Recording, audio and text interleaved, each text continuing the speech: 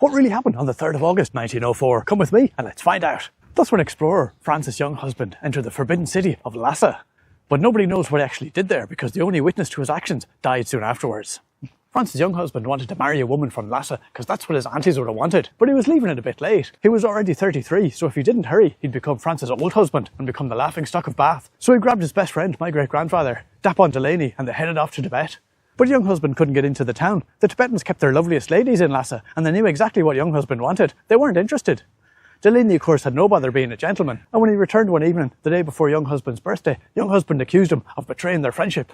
Well, Delaney didn't like that, so in revenge, he sent Younghusband out towards the leech-infested jungles around New Chumley, telling him he'd seen a fine-looking woman there that morning. He didn't think Younghusband would be gone that long, because as well as the leeches, there were some very physical Russians down that neck of the woods. So when Younghusband hadn't returned by nightfall, Delaney went looking for him, only to find a gang of disreputable tour guides had lured him in by promising to get him into Lhasa one way or another, no bother. So Delaney raced back to Lhasa to warn the lovely ladies, and they all fled for their beds and hid under the covers, while Younghusband and his tour guides hopped over the wall into Lhasa looking for women. Delaney was keeping an eye on the situation from the top of a nearby 10,000-foot mountain.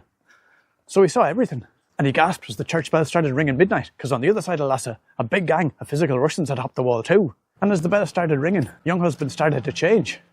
Wrinkles on his face, grey in his hair, and the elastic in his socks started to go as he turned 34 and became old husband. Well, the Russians must have seen it too because they turned and tried to flee.